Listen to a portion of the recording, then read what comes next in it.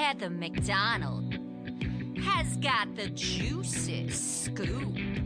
When you're on the road, when you're on the go, Juicy Scoop is the show to know. She talks Hollywood tales, her real life Mr. Segment serial data, and serial sister. You'll be addicted and addicted fast to the #1 tabloid real life podcast. Listen in, listen up. Woo woo. Heather McDonald, Juicy Scoop. Hello and welcome to Juicy Scoop. Oh my God, let's get into it. First of all, you may have heard all the funny things or little quick videos of Cardi B on the stand, and you might have been confused as I was, like, what is this case even about? Well, she just won. The jury went and spoke about it for an hour and came back in Cardi B's favor. This is what happened. When she was pregnant with her first child with Offset, she hadn't told anybody, not her family, no one. And she was at her OBGYN.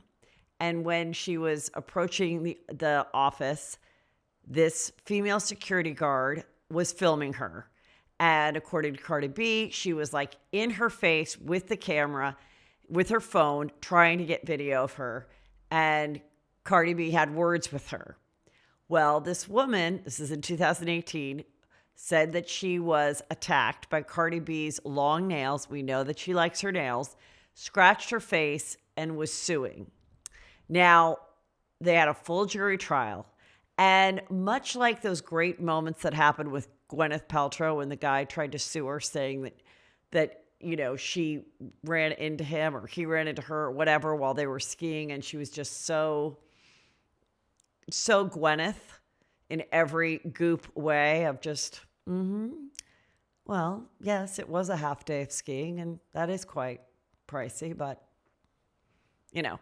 Well, Cardi B was giving us all her Cardi Bs. She wore a different wig every day, and it was so weird because the opposing counsel would ask her the strangest things, like, is that your real hair? And she's like, I don't think so. It's a wig.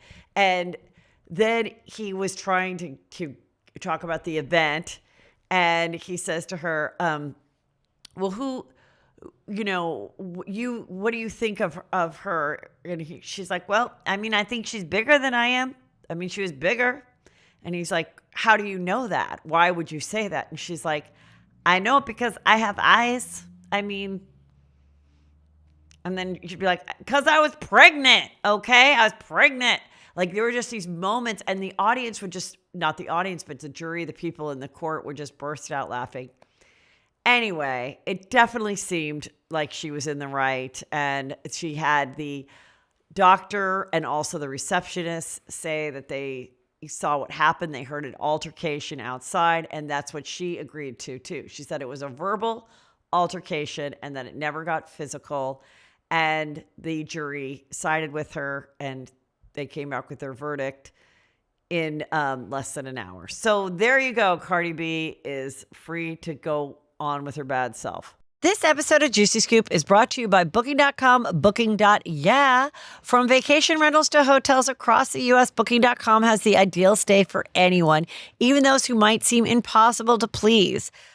Listen, whether you're doing a 50th birthday party, a bachelorette party, whatever it is, you're taking your family, you've got your in-laws, we all know that you want specific needs met. And Booking.com has it for you. Find exactly what you're booking for. Booking.com, Booking.yeah. Book today on the site or in the app. Karen Huger, a Real Housewives of Potomac, in case you're not familiar, she calls herself the Grand Dame. She's been on the show for as long as it's been around, maybe 8 years. And she got her 4th DUI a couple years ago. And she fought it. She decided to go to trial on it. And she was convicted and just finished doing 6 months behind bars.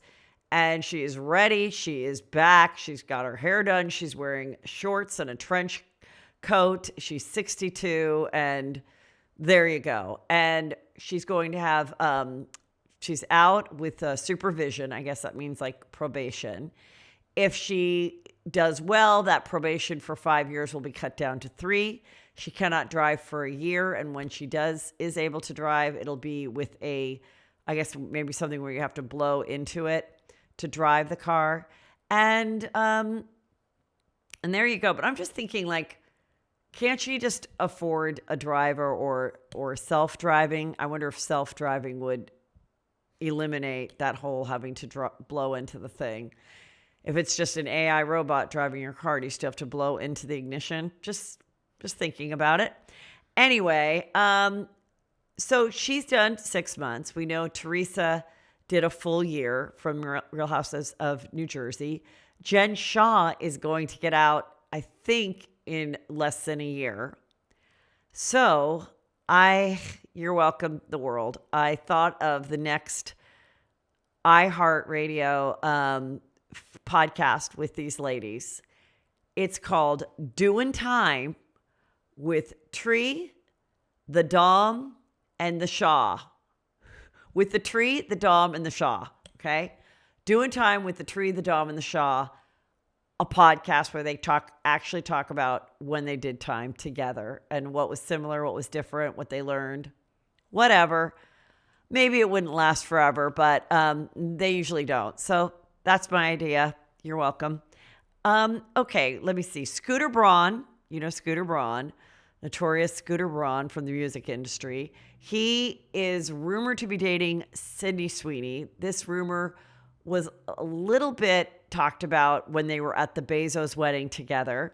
And that video from when they were in Venice, like, resurfaced over Labor Day weekend. And now sources are coming forward saying, yes, they're dating, but it's casual. It's a casual hookup.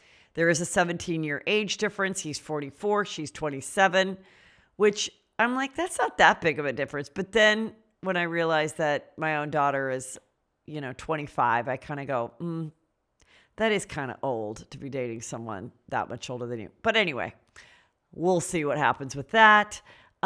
Travis, we found out that Travis did propose to Taylor right after they finished recording the podcast. I mean, I was slightly joking when I said he was holding that out, dangling that ring in front of her until she agreed to go on his podcast. And it's true.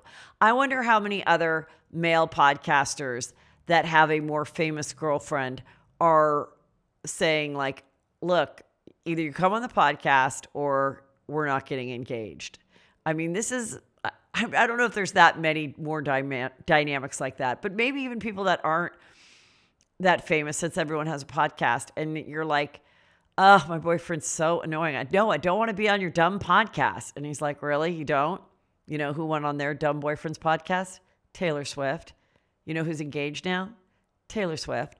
So he, right after they finished doing the podcast, he said, let's have a glass of wine in my garden before we go out to dinner. And while they were doing the podcast, I guess, is when he had the flower people come and set up his garden so then he could ask her to marry him, and then gave her the ring. And then they called their parents and said, don't forget to listen to tomorrow's episode. It drops at midnight. Oh, and also we're engaged. And so exciting is that I too have dropped a whole new podcast called Juicy Crimes, and you can subscribe right now. The link is in the description below. Click on that and subscribe. The first episode is out right now. New episodes drop every Wednesday, and you are going to love it. So do it. And getting into one of a very juicy crime that captured my attention, I have my friend Dr. Drew who joined in to talk about it because you guys were begging for it. So let's get into the mother who cyber bullied her own daughter. Crazy. Welcome, Dr. Drew. Hello and welcome to Juicy Scoop. I have such a juicy guest for you. You guys specially requested this because everyone is talking about this crazy documentary over the weekend, and you specifically said, please get Dr. Drew on. We want to have him weigh in on, I think, one of the worst mothers in modern day history. Okay. And the documentary, welcome, Dr. Drew. Thank you for coming. Thank you. A pleasure to be here. We rushed it to get to the Juicy Scoopers, and I have always felt so welcome by your world. Like I said, I've told you before, I run into them all over the country, and they're such enthusiasts, and I welcome. I'm so privileged to be a part of this. Oh, well, thank you so much. And you just reminded me because you have such a great setup at home because we are doing this via Zoom that when you had your CNN show, the HLN show, I used to come on a lot, and those are good times. That's why I feel like our friendship really got strong because we're real friends. Yep. Anyway, let's get into We're it. going to go vacation in January. Yes, we have a fun wedding to go to, which we'll share with you as we get closer. But to fill people in, if you've not seen this doc, it is, I am going to do some spoilers. It was a true story that happened in 2020 that I covered. So when I start talking about it, if you've been a Juicy Scoop for that long, you'll remember it because I was fascinated by it.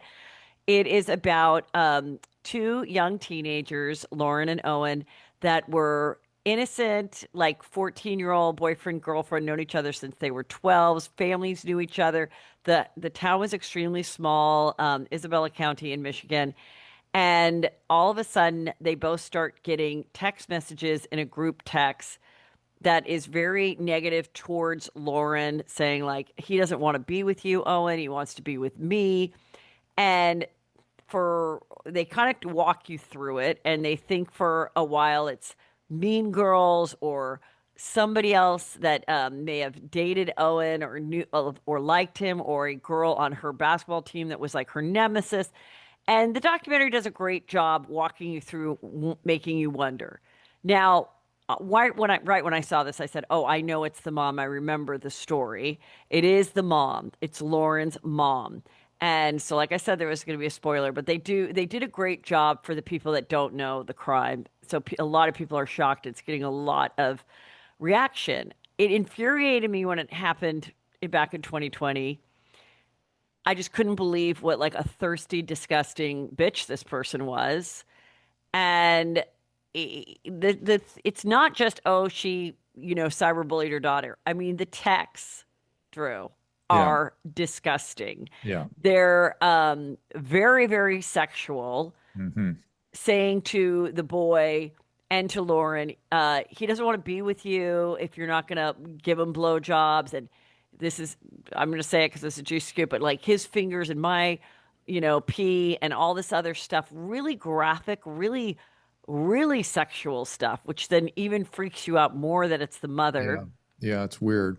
I did not know that element of it when the story came out in 2020. I just thought it was a mother that was cyberbullying her daughter to get attention and for everyone to feel sorry for the daughter. And I thought it was very, very weird back then. But this documentary really spells it out. And it went on for 22 months before she was caught. And the way she was caught is finally the authorities, because she couldn't block the call. Obviously, when you get a weird call, I just got a dirty call the other day, Drew. Uh-oh. An old fashioned, like a 1970s, like you got some big titties call. What did we used to call those? We called them like pornographic phone calls. No, That's no, what no. my mom used to call They it. had a name like. Anyway, they used to be a thing. People would breathe heavy on the other end of the line. Yeah, like on a landline, and it was just a random thing. And I hung up, and they called back, and then I blocked it, and then that's it, But there was something about the way she set up the phone that it was this whatever feature that you could have that would hide who the caller was, and you weren't able to block it.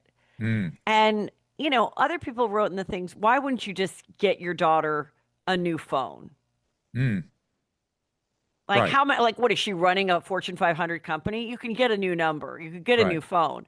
Right. But it's interesting that the parents didn't do that, including Owen's mom. Is that when you knew something was up with the mom? Like what Well, point I mean, did you I already knew that. I already knew the story, but I was watching it with my son Drake, and he said he didn't know, but then he said he started to figure it out towards like the end and before it was revealed. But it's a great reveal because it's the body cam, nothing like body cam footage when someone gets caught. Yeah. It's just like the most fascinating. And Yes. they show up at her house, and the mom, because they finally get the warrants and the everything to go to the tech companies and to the Verizons or whatever. And they figure out the IP address is the mother, who's named Kendra. And it's, for 2 years it's been her. And Who started the investigation? well, the parents of Owen, Other parents. Yeah. first Owen's parents, Yeah. because he was getting them, and both, they were good friends. Lauren and Owen, the boyfriend and girlfriend, both their mothers, Kendra, and I forgot her name, they were good friends. They were social friends. They knew each other from before the kids were like at all like a little couple or whatever. Wow. And so they went to the school. They felt the school wasn't doing enough. They were trying to do their own investigation. Like, if text would pop up and it would be like in a group text, and they'd kind of be like, oh my God, it's that weird person that started the group text. And they'd kind of be looking, who is looking at their phone right now that's not part of this call? Could they be the one that's doing it? And the school tried to do that too. And, and it just was so alienating. And then, eventually they break up as a couple, and he gets another little girlfriend, and she starts getting the gross calls Oh my and gosh. text messages. So then she breaks up with him. So And crazy. again, watching it, as awful as it is, because you're like, no, when someone's harassed or whatever, they shouldn't have to change their phone. They shouldn't have to move. But at the same time, I was like, it's a teenager. Just be like, don't have a phone for 3 months.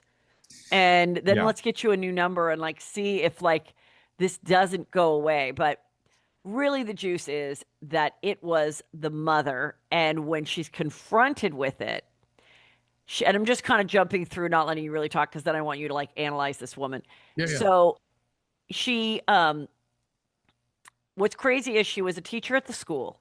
Ugh. She coached a couple Wild. teams. She had lied to her husband for 10 months about a job that she had that she didn't have. She said she quit when she was fired. She was in charge of the finances, in which they had, struggled financially, but he was just like going through the motions. And also what was so funny in the doc is when they come in with the body cam, they said, oh, we were going through financial struggles. We were so broke. I know it's different in other states than California, but they live on the water. Okay. They lived on the water. It was a tiny house. They lived on the water. And when Yeah. they walked in, it was kind of like a shit show as far as like, mismatching furniture stuff. But the entire dining room table was stacked with different bottles of alcohol. Oh, And the interesting. documentary person never mentioned it. Nobody else ever mentioned it. And she's like, Interesting. they tell the daughter, and she was just like, no reaction, which I wondered if people thought, did she possibly ever know that it was her mom or something? Or, and then she's hugging her daughter. I just want to be with my daughter. I just want to be with my daughter, with her annoying fucking face.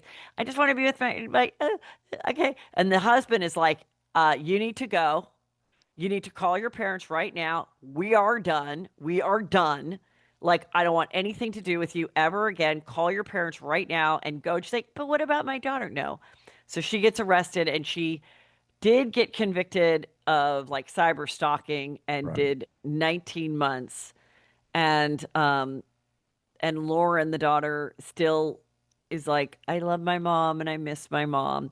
And the things that she says in her interview, so that I was like, how was this woman willing to do this documentary? They already did a movie, like a made for TV movie, where Lisa Rinna played her.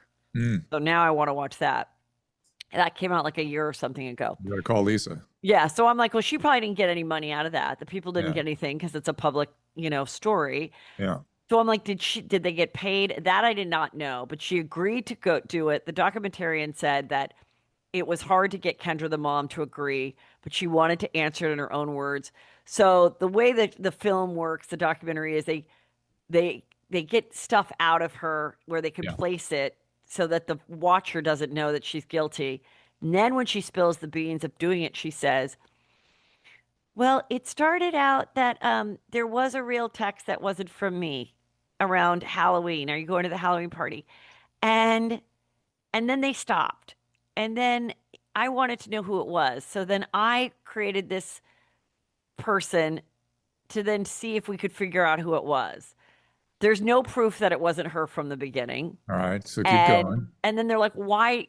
The initial calls, the initial texts were not this super sexual. And she gets to the point, Drew, where she says, why don't you just off yourself already? Bang, hashtag bang.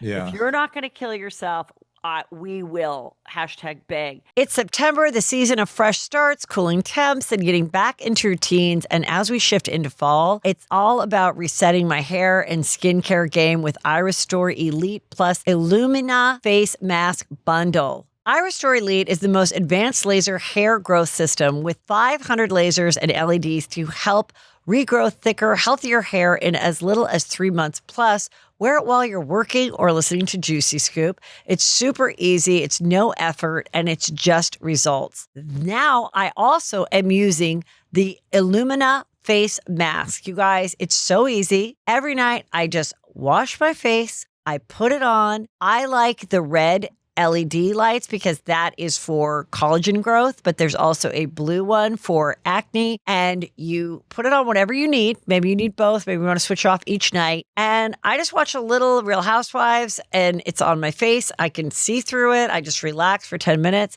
And I'm telling you, I've noticed a difference in the last couple of weeks. It is so great for building that collagen and everything else. Don't just bounce back, glow back with powerful clinical level tech for your hair and skin. For a limited time, get a huge discount on the Iris Store Elite plus the Illumina face mask bundle with the code JuicyScoop at irisstore.com. That's code JuicyScoop at irisstore.com for our exclusive offer. Don't forget to check out their other deals, and please support Juicy Scoop and tell them we sent you. And they ask her, the documentarian asked her, were you ever afraid that maybe your daughter would go through with what you were telling her to do as a cyberbully? And she goes, is her face. No, I mean, I know my daughter really well, and I was not concerned that she'd actually do that. And I mean, it was like 50 texts a day, not like once a week. Oh, this bitch is back. Like 50 texts a day because she wasn't working. So this was all her life, and she had a tech background. And so let's just talk about. All right, let's first talk about the daughter. So let's talk about the daughter first, because you mentioned that she seemed to sort of closed off when they came in. And of course, the daughter is thoroughly indoctrinated in this crazy mom's world, right? That's the thing about these sort of Munchausen by proxy like situations. There's no boundary between the mom and the child is essentially in a cult of two. And that cult has completely manipulated her. And this is her sense of love, her sense of closeness. She is brought up to idolize the mom. Mom needs all that. The child is responsible for the mom's well-being and feeling states. So the daughter's reaction is perfectly understandable, which is shock, shut down, no spontaneous feelings, because she's not been allowed to really have any for quite some time.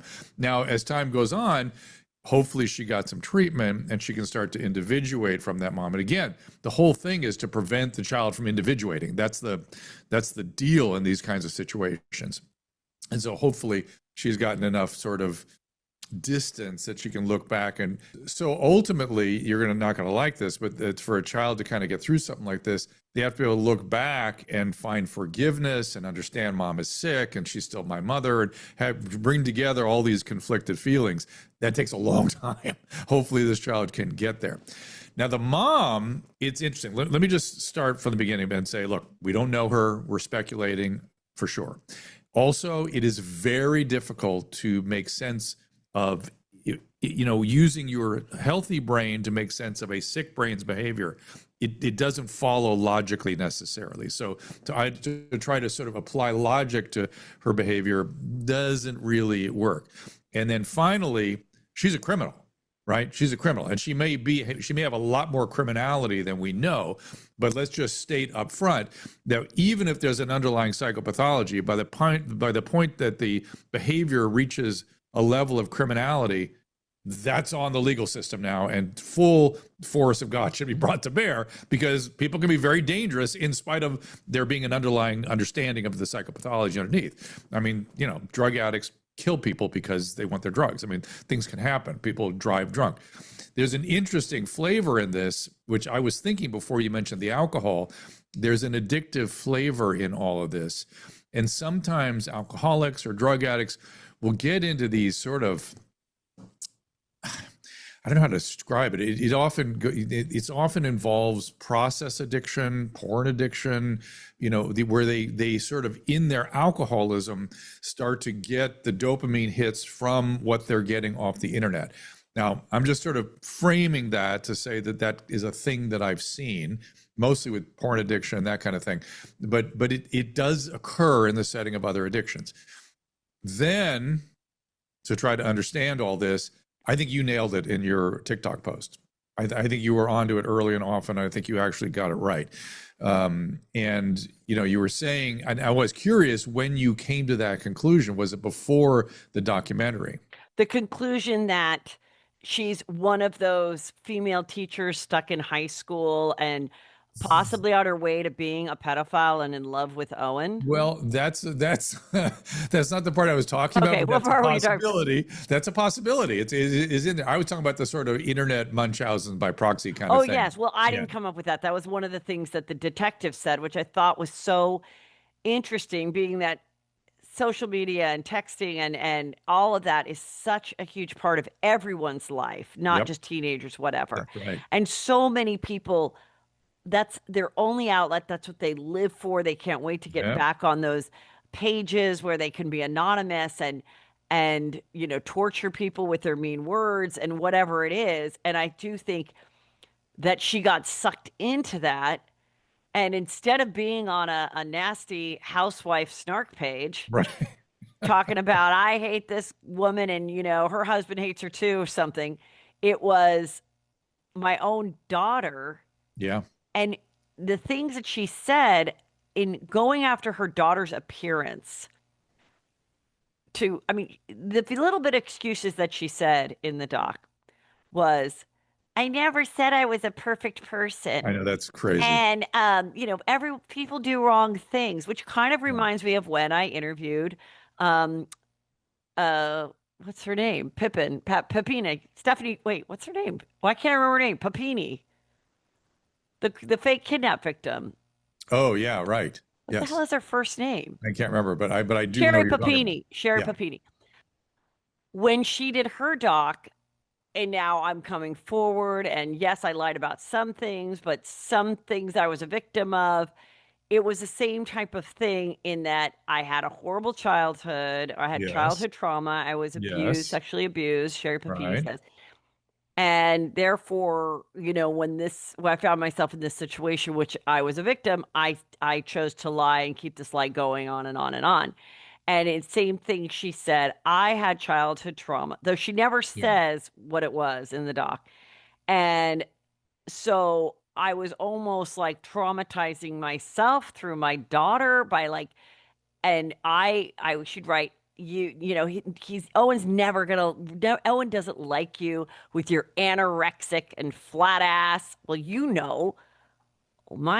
I've been very, very abused about my flat ass. Triggering. Flat ass is a triggering place to be. Especially with a family member going after you. In a post 210 world of Kim Kardashian, a flat ass is a real mean thing to say. No one ever says, oh, you're flat chested. It's fine to be flat chested. Little titties are in.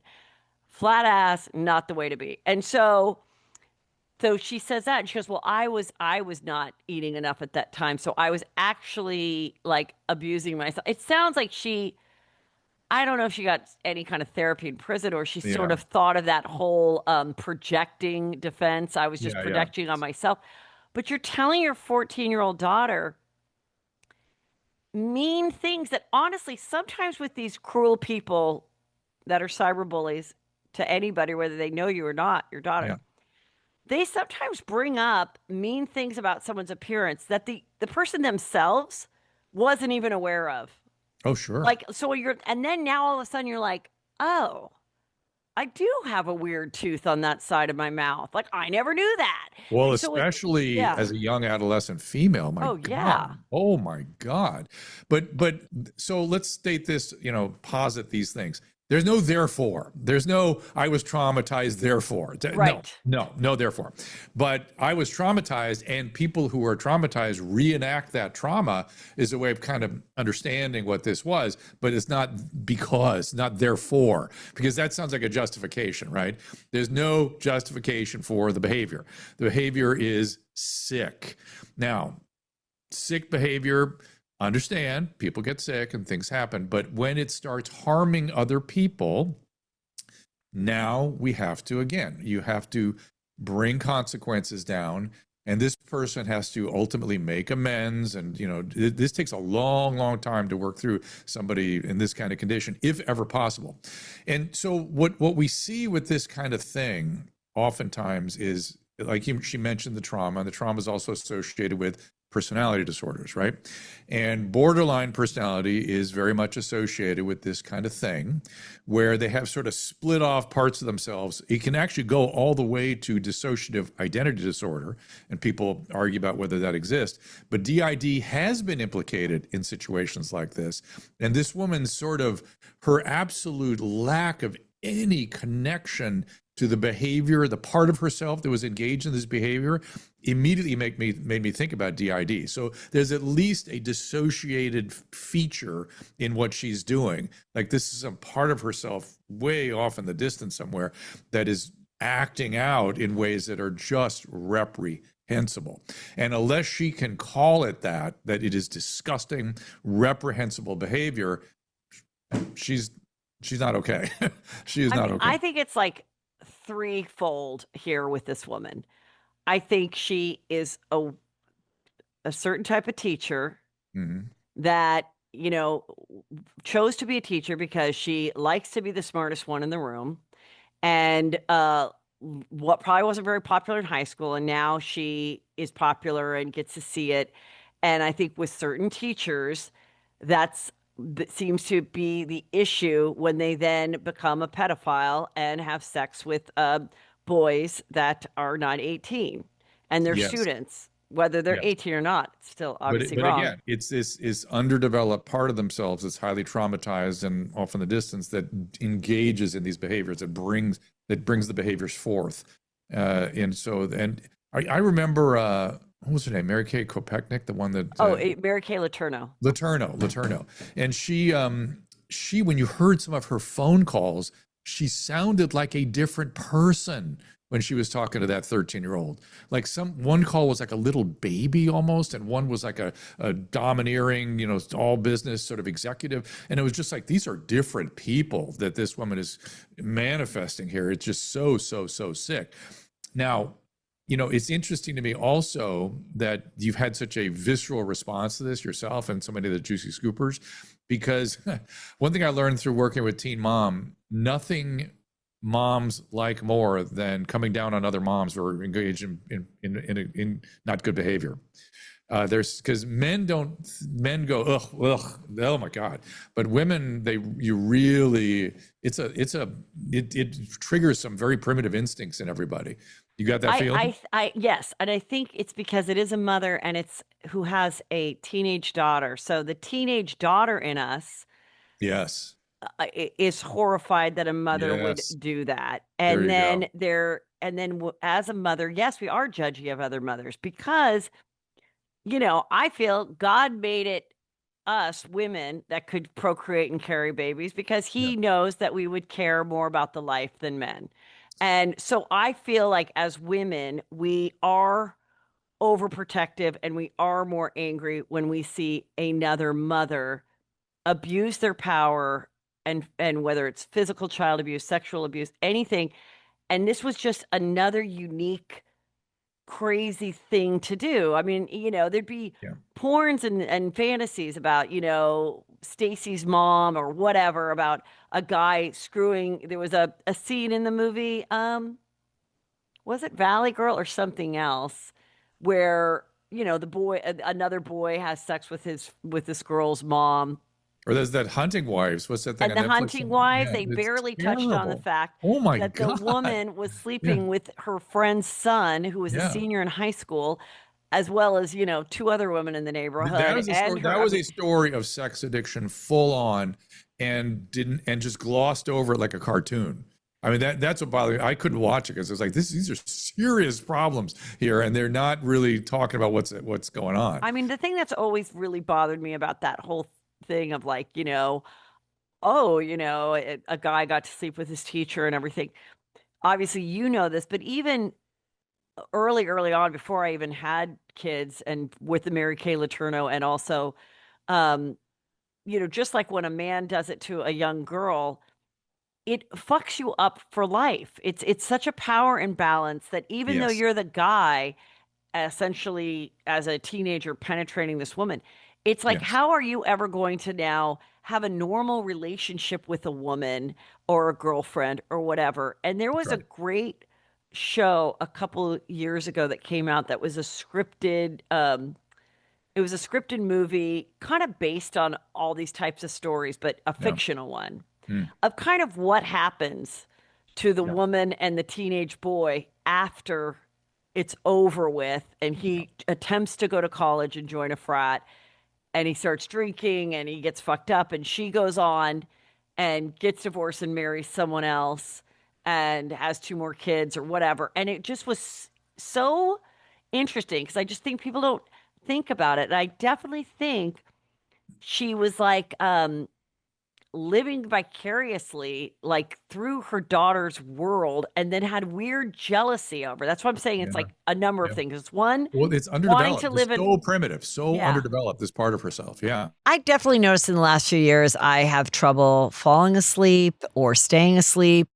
But a big thing that's really helped me is Boll and Branch sheets, because it makes me feel so relaxed. They actually get softer with each wash. They're so incredible. And they are free from toxins with the finest 100% organic cotton.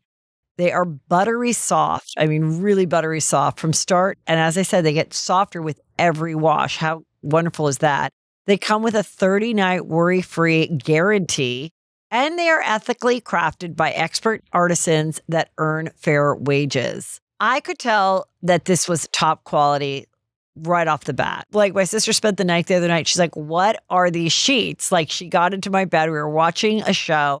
And I'm like, these are Boll and Branch. She's like, these are the softest. And I'm telling you, they are the softest. And they have a cooling agent about them where I don't get hot. And at this age, sometimes you have those hot flashes. I really love them for that. They're absolutely incredible. So feel the difference an extraordinary night's sleep can make with Boll and Branch. Get 15% off plus free shipping on your first set of sheets at bollandbranch.com/juicyscoop. That's Boll and Branch, BOLLAND, branch.com/juicyscoop to save 15% and unlock free shipping. Exclusions apply. This episode of Juicy Scoop is brought to you by Booking.com, Booking.yeah. From vacation rentals to hotels across the U.S., Booking.com has the ideal stay for anyone, even those who might seem impossible to please. Listen, whether you're doing a 50th birthday party, a bachelorette party, whatever it is, you're taking your family, you've got your in-laws, we all know that you want specific needs met. And Booking.com has it for you. So if you need a kitchenette, if you want an easy walk around area, if you want it so that people can do their own thing and come together in a common space, I love all the choices that they have. From vacation rentals to hotels across the U.S., Booking.com has the ideal stay for anyone, even those who might seem impossible to please. Whether you're booking for yourself, your partner, your picky teens, or your sleep light, rise early mom, you can find exactly what you're booking for on Booking.com. If our family can find their perfect stay on Booking.com, anyone can. Find exactly what you're booking for. Booking.com, Booking.yeah. Book today on the site or in the app. But I think it's like, one, that she was this weirdo that still wanted to be queen bee in high school, and she probably wasn't popular to begin with. Yep. And the power of being a teacher. Then it was weirdly being obsessed with this teenage boy and almost imagining Probably she was probably masturbating to it. I don't know because the Could be. stuff was so Could graphic be. that she I said, mean, yeah, like she's very pornographic. drunk texting, right? She's drunk at home doing this stuff. It all kind of goes together. Maybe she was drunk, but I would think if she was drunk, she would have said that as an excuse. I don't know. Maybe they were repackaging the alcohol. I don't know what they were Or doing with maybe this. she's still Very drinking. strange. Maybe she's still drinking, not willing to look at that yet.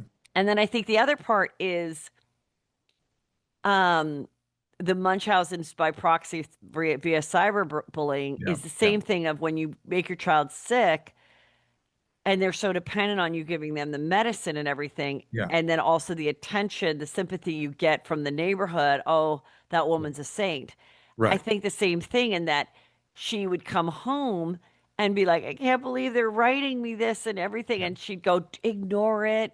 I am here doing this, and also I'm like, I think it was maybe also, I just thought of this now. How is she supposed to do well in school? Maybe this was a way for her not to go to high school, not to ever leave her. I mean, not to go to college, Yeah. like not to go to the Could be. next level and get into college, stay home with her weird mother forever. Yeah.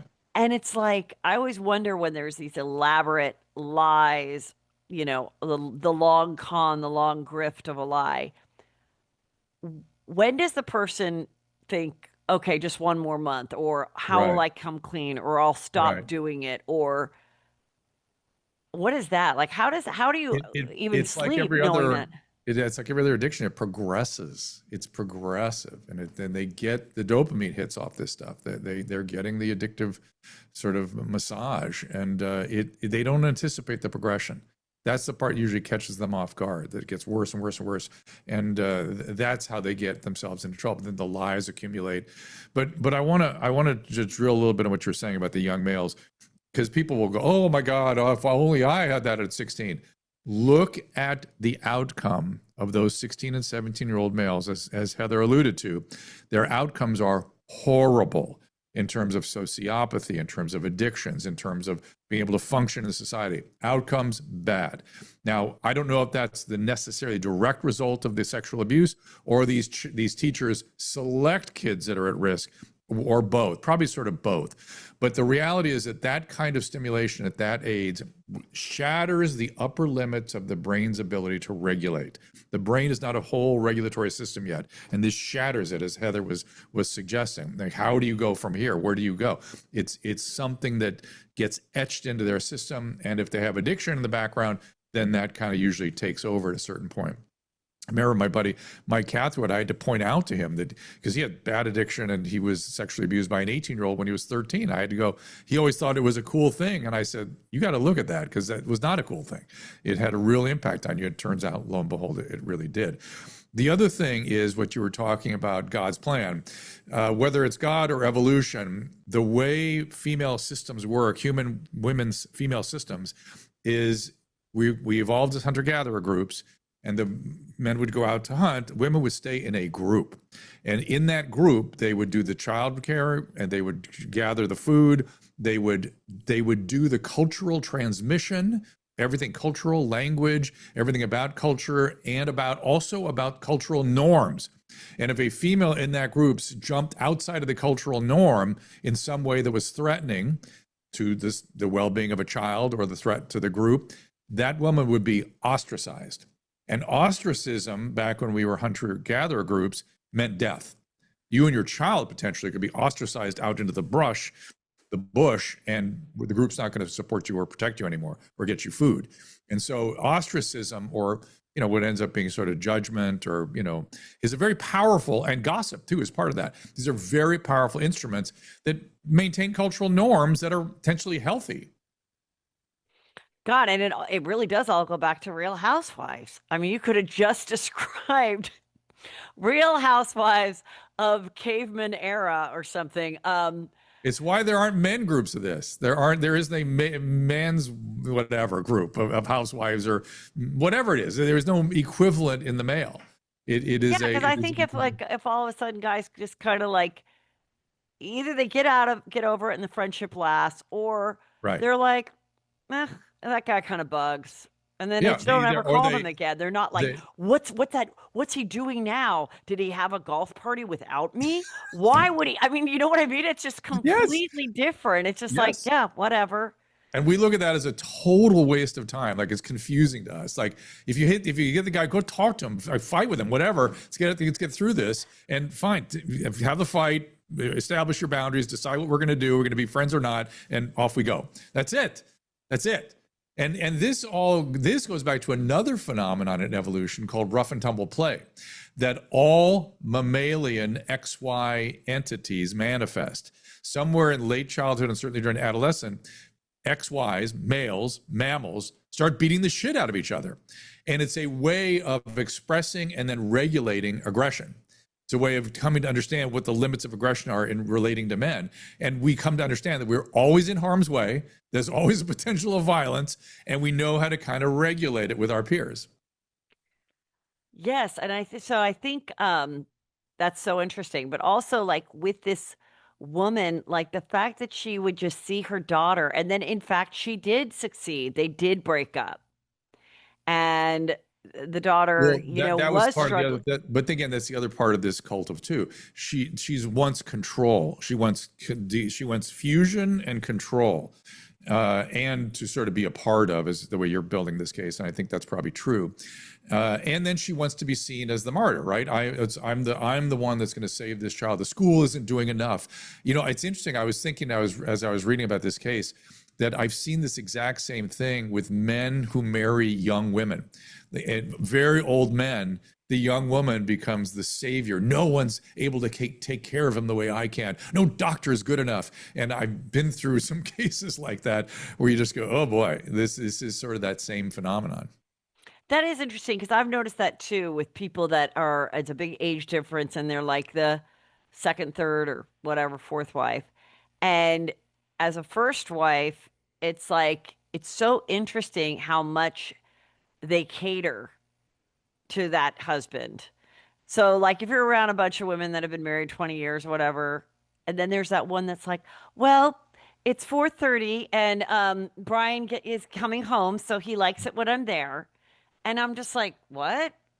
Like, why would you be rushing home? Like, I've seen it happen so many times where, or even I'll see it like in Housewives with certain wives that are like really, oh, we're just so in love. And Well, sometimes I yeah. wonder if they're overcompensating Oh, because yeah. they are a public figure and they Yeah. don't want people to think it's a gold digger December Yes. romance, that it's real and we're just attached at the hip and we're just so in sync and, that type of thing. But it's interesting about Karen because that's also happened with Casey Kasem Oh, interesting. with Yeah. his wife Donna Dixon, and Yeah. I a couple of years ago interviewed his daughters, and it was really Mm, a case of where they couldn't see their dad. mm, They didn't feel like he was being cared for. It was such like mhm, a, you know, parental child alienation, but from a mhm, stepmother's point of view versus a mhm. parent. And yeah, it's Well, in my experience with it, there's often a lot of money at issue. The grandstanding and the caretaking, sort of drama is to impress the family. Look, nobody cares about your father the way I do. And then inevitably the family goes, what's up with this woman? And they start to come in, and that's when the alienation occurs. So that's when they go all in to keep the kids out. And usually these children usually have a substantial stake in this. Always a man. I've never seen it. Well, do you remember there was a woman? Remember her last name was Ray, I think, a famous comedic actress who had this gigolo when she was like 90 years old. And the oh same yeah. kind of, what was her name? Something Ray? I know who you mean though. Yeah, and Yeah. it was like a young guy that looked not straight, Yeah, who was right. her boyfriend or whatever. Right. Yeah, I mean, Right. I think there's gigolo grifters on both sexualities or whatever, both genders. In your work, has anyone ever really recovered and said, this is why I started doing Munchausen's. And I did know that my child wasn't sick. And I proceeded to do it because just like this woman, she got sympathy within the neighborhood. Yeah. She always had something to talk about. She had an alliance with Owen's mother. And that's why Owen's mother was so shocked, because she was like, we would like commiserate about this and we'd try to figure it out. And they weren't the only victims. In trying to figure it out, there was a girl named Chloe that they thought, did it because she liked him too and was on the basketball team. Also, his cousin, who was kind of like a nerdy girl. And she's like, I didn't even have any friends. And I was being accused of doing this to my own cousin, writing disgusting sexual stuff. Yeah. And so there were all these other victims. But getting Yeah. back to my initial question, like, have you ever heard that someone actually admits it and walks you through it of like why they did it? The answer is yes, I have, but it is not routine. And when I see it get better, it's when people are faced with serious loss, like losing everything, including their freedom. But in this case, this woman's already faced all that, and now she's kind of on the other side of it. So I don't know if it's a motivating factor for her. The other, and part of it when I see it, is also part of addiction, where addiction is threatening their life, where their addiction is so bad, their life itself is at issue here, and they must change. And then when they have to do the work of change, when they're motivated to do it, it's hard work. They end up back where I was telling you a few minutes ago, which was they're disgusted by their behavior. There's no excuse for their behavior. They have to make amends, which is not just apologizing to all these victims, but making it right, doing things to make it right for that person without harming them. So they have to be fully aware of the depths of the depravity of the behavior and be as disgusted and as stricken as anybody else. But it's hard for them to go there. And depending on how fragile her personality is, she may not be able to do it. And certainly if she were going to engage in some long-term treatment process, expensive. And she may not have that either. I also think it's just so fascinating, the reaction of mothers to this, is because there's those shitty mothers of teenage girls, weird dynamics where they're jealous, where you'll hear about, something like, oh, is that what you're going to wear, honey? Oh, it's wonderful that you're so brave to show your arms. And the girl's like a little fatter or whatever. And it's like, it's stuff like that. And then you're like, oh God, and then I think it's why, there's always a challenge of, or the mother tries to upstage the daughter or the daughter-in-law at the wedding, and is like wearing white or too big of a dress, or I think it's just like, that's really weird. And then also, I think in this day and age, I mean, I'm with the like anonymous hate that happens on the internet. But then there's a deeper level where someone you think is your friend, and this has been found out, whether it's in Housewives world, my own world, other people's world, and they really are the ones behind the bots. And it's what Blake Lively is actually accusing Justin Baldoni of, and then he's coming back and saying, no, you did it, which is to incite online hate for another person, whether it's hiring bots or sending nasty articles or tips to then get people to go, oh, this is the horrible woman and this is the horrible housewife.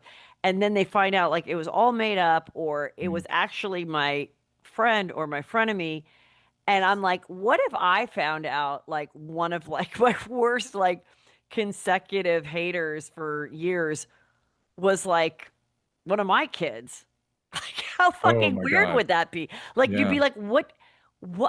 I don't even know how to go on. Like, how do you even explain this? Like, I definitely think frenemies do this. Yeah. You might have thought they were a friend and they were actually a frenemy or an enemy. That's and they actually are on these pages anonymously, or sometimes even as themselves. And I just am like, the fact that she would do this, and to such an excessive amount. I'm not saying once in 3 weeks they hop on the hate page out of curiosity. I'm saying like this woman did it over and over and over again for 2 years to like a vulnerable girl, and just watching her come home and then crying. And again, that the dad and nobody said, does she really need a phone? Like, not to punish her, but like at a certain point, does everyone really fucking need a phone? No. That's again, you got great parenting instincts. And so that's, of course, numero uno. That is the number one cause of distress in adolescence is the screen, the phone. And I have friends that work just with adolescent females, say, and their kids, they only allow them an hour to 2 hours per day, period. And it's carefully structured. That's it, period. And the kids fight like hell. But when you see the consequences so much, it's like somebody who's working in that field, it's easier to set that limit. And those kids always end up thanking their parent for having done so. Yeah, I just saw a thing where this kid was saying that they're not allowing phones at the high school, whatever high school he goes that's to. essential. The fact that we allow phones at high school is just the most insane thing in the world. Well, That's you know, gotta stop. in 2000 and my daughter was at her high school, which is all girl, from she graduated in 2017, so she was there for those 4 years.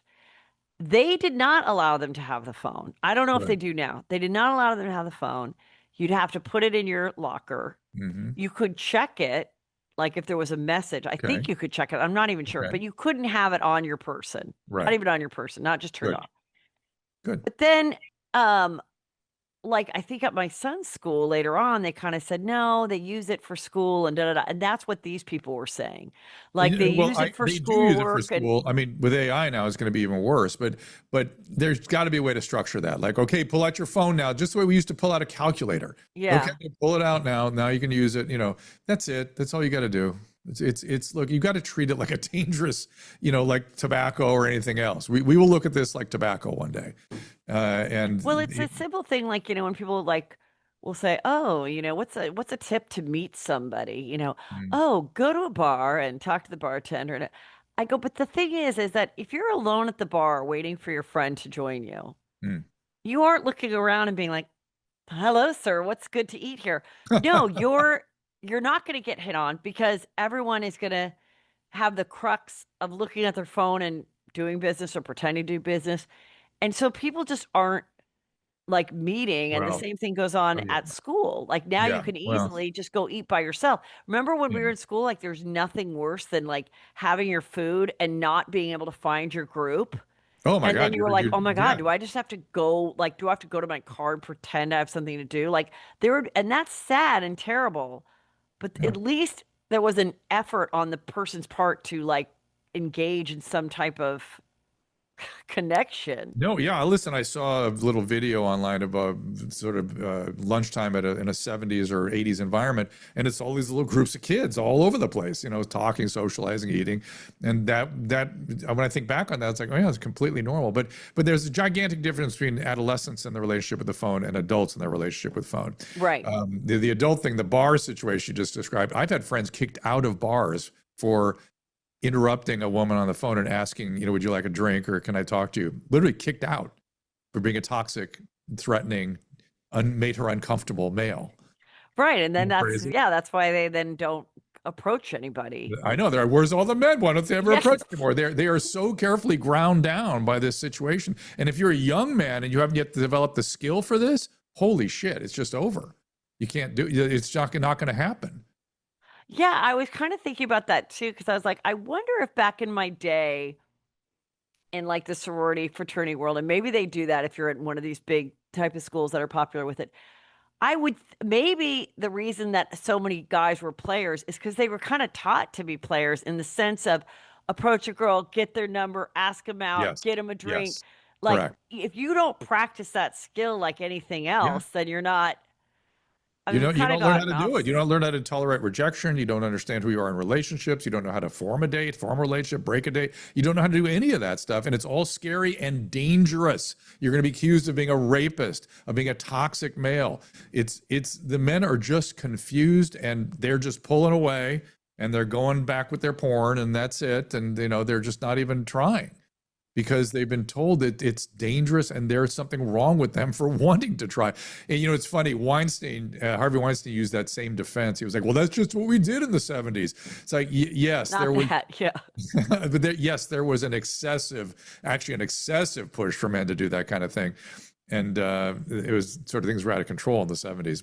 But to have some sort of happy medium is where we want to get. Yeah. Going back to this, why do you think she would agree to then go on camera and be part of this documentary? First, I thought maybe she was compensated, but I don't know. And until I find out they were or they weren't, like we all, Yeah. like they got whatever, 300,000 to be part of it. Well, But two I mean, things. I don't think that they do Well, personally, I but would I be don't know. surprised if she didn't get something because Okay. that, yeah, but we'll I see. need, if someone Number knows, one. please let me know if they did, because Number I'm just kind of two, curious. Or do they think, again, an image of themselves where they don't yes, think that they did something that bad, and then therefore I can turn it around and tell my story, like Jussie Smollett or Sherry Papini or whatever. correct. I think, and never underestimates people's desire to be on TV. It's unbelievable. People will just so they want to be on TV so badly. They'll do crazy shit to get on TV. So if she gets paid, wants to be on TV, and thinks she can make her case, if she really were, experiencing what she had done, it'd be a long time before she'd want to get out there and talk about it. It'd be a long time. Actually, I think you're right. I think it's about wanting. What she did was a way to bring attention onto her as the victim's mother and their family and everything in this small town. Yep. So, yeah, I think when women are attention seeking, again, the attention of being the coach, being in charge, being at the center of the in front of a classroom, Yep. being able to tell people what to do, like that is, some people go and try to be, an actor or whatever, and then other people with that same desire for attention go in other careers, and if they're a bad person at the root, which I believe she Yep. is, then Yep. it's a gateway to fuck over a whole different group of people. Let's explore that a little further because attention seeking, the way women do it, is a little confusing to me. Like as a male, I have trouble quite getting my head around it. Men not that men don't seek attention. It's just a different way. They do it very, very differently.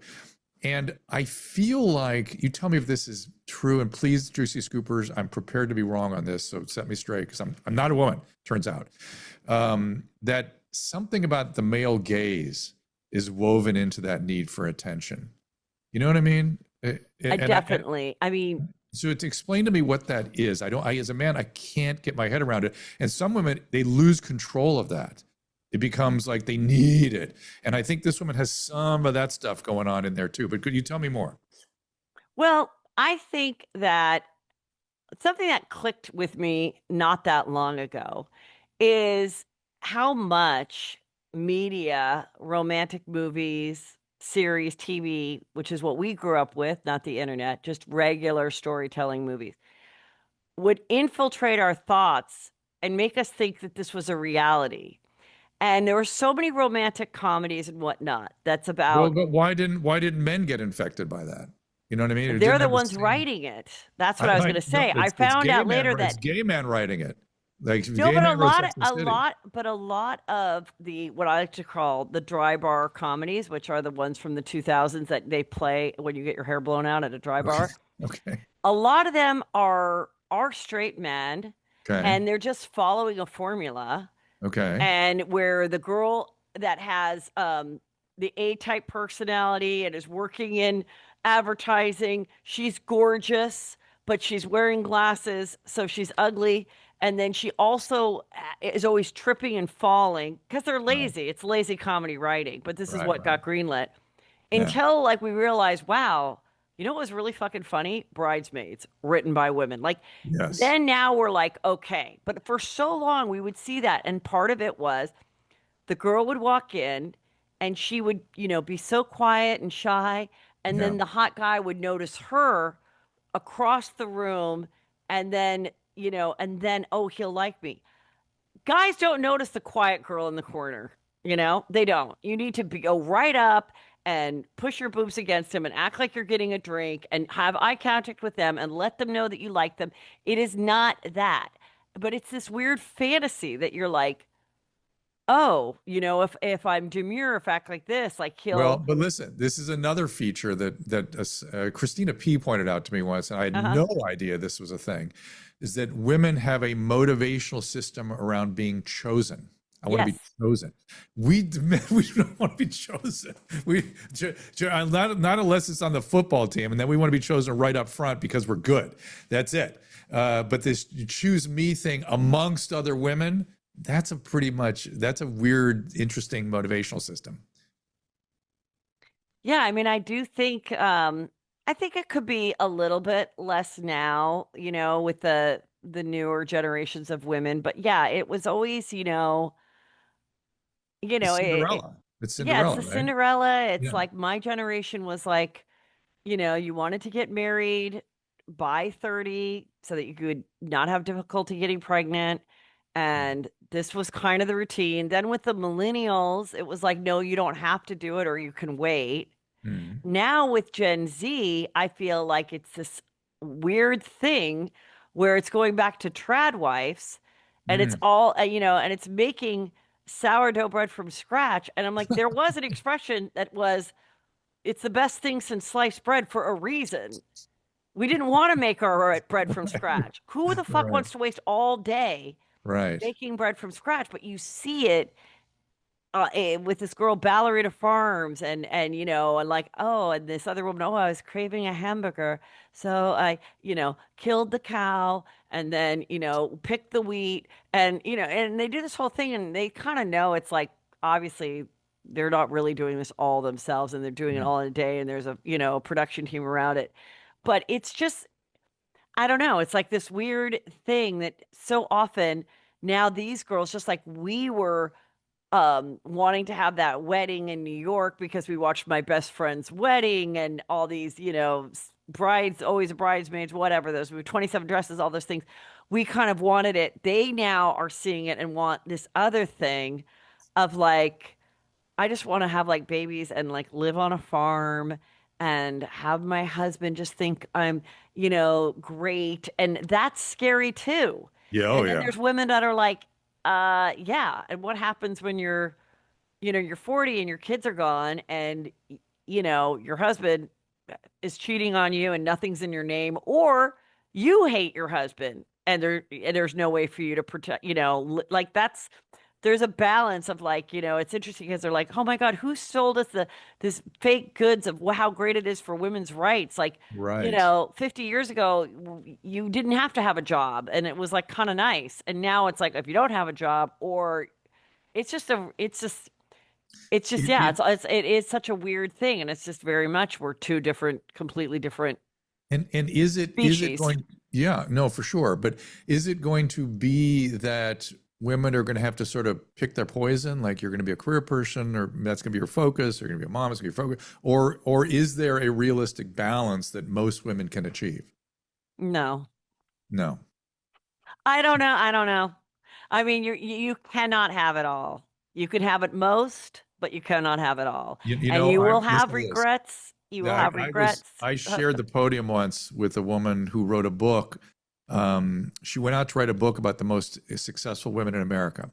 And she wanted to know what these women had in common with one another. So it was Diane Sawyer and Oprah and all these women. She interviewed like 20 of them or 30 of them.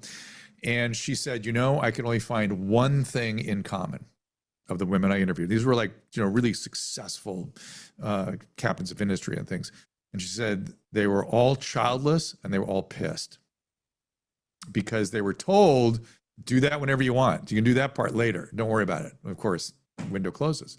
And so, I don't know. I almost feel like I hope that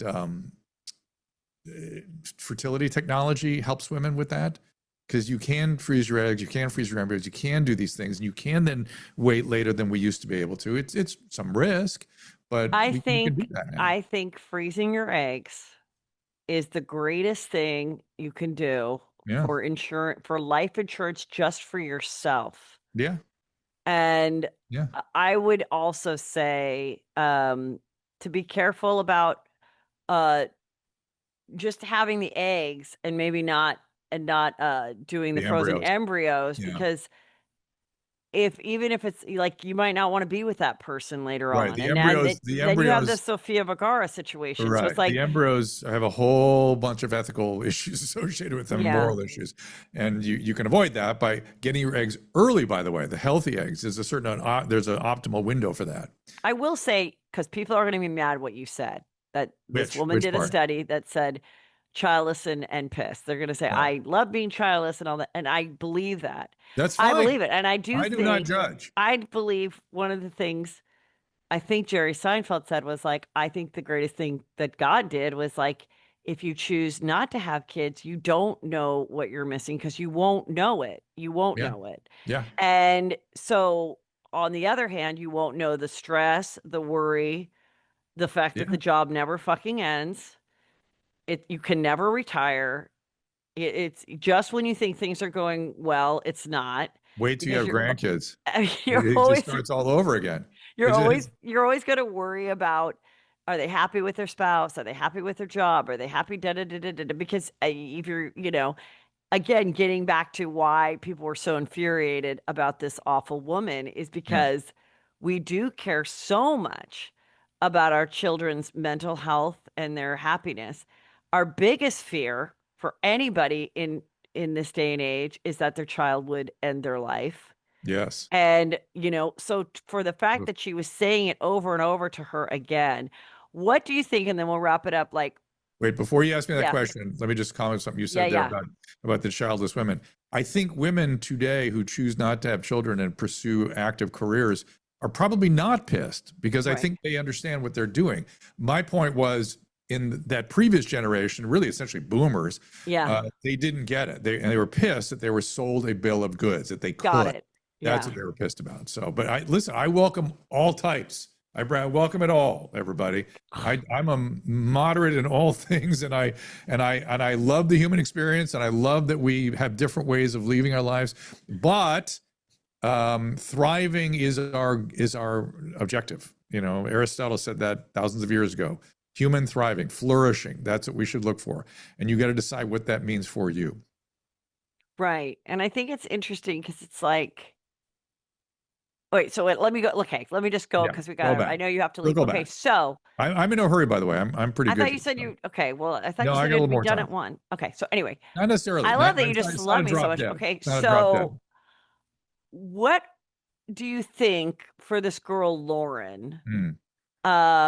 Because one, I did this impression of the woman because she just made me so mad, and that's what I Mm, do. mm, And she is an awful person, and she chose to go on this dock. So mm. I have no sympathy. But one comment, and of course, I only like to focus on the negative comments I get. One comment was, take this down immediately. That poor girl, Lauren, has suffered enough. How dare you make fun of this? And I'm like, first of all, I didn't make fun of Lauren, the Mm, daughter. I was making fun of this. I wasn't making fun. I was doing an impression yes. and of this annoying woman who's awful. And I do kind of worry about this girl. And there is something very primal, I know, about a child wanting to be with their mother, forgiving their mother, Yes. and all of that. But I mean, can you imagine if she gets a husband and she's like, can't my mom come over and babysit? I mean, when would you ever let your guard down and think she's No. okay? Never. That's Never. what I say. No. Never. Never. She's done enough damage that even if she's into a glorious recovery and it's years down the road, I'd still have supervision. She's still a sick person, and she still could have slips. That's all. Learn from all this. That's all. We can all do better. I'm sure I can do better. That's for sure. And make sure this is all on Patreon, Heather. That's all I'm saying. Yeah, we might have to sell this on Patreon. But no, this was really fascinating. I'm so glad that you kind of weighed in on the, the mental Yeah. psychology Well, of it's just someone that does something like this. yeah. And I And wonder if we're going to discover more, or if this would be any kind of a wake-up call to the people that were sitting at home that do hide behind a keyboard yeah. and torment someone they may know or is in their group or whatever. And maybe they'll realize, like, shit, I could be found out, and how humiliating if I was, and I should stop. I mean, I do think it's an illness. I do think it's an addiction. Yes. I mean, even for me, in sometimes where I'd want to see like the negative stuff, and I really treated it almost like I'm giving that up, like I'm giving up alcohol or chocolate Yep. or whatever. Yep. And if you don't see it, it really does change. You will have happier days if you can Right. protect yourself from seeing it or blocking people or whatever. It Yep. is so freeing, and you will have a pep in your step that you didn't before. No matter how much you tell yourself, like, oh, it doesn't bother me and I have a tough skin. When you read, you anorexic flat ass, like this poor girl did over and over again, you're a piece of shit. Everyone wishes you would die. Things like that. You feel like the whole world hates you. You don't realize what a small percentage it is. And who are these people anyway? You don't know. Yeah, that's right. I agree wholeheartedly with you. It depletes your soul by engaging in this behavior. It's not good for us. It certainly doesn't add to our flourishing, and is certainly hurting other people. But I think a way to think about it is conduct your life in such a way as though there's a video camera running at all times, and you could look at that video and feel good about what you saw. And the reality is we live in the kind of world where that's essentially what's happening. Exactly. That's essentially where we are. Every store you go into, I remember there was that episode of Black Mirror just a few years ago with I think it was Bryce Dallas. Is that her name? The one that's Ron Howard's daughter.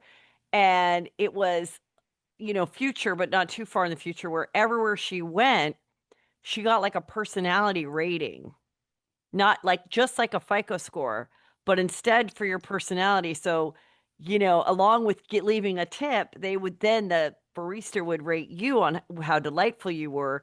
And somehow some bad things happened and some gossip started and her number went down. And then her friend was like, you can't be in my wedding and you can't. And now you've lost this apartment and, because you are not and so it's very, very true.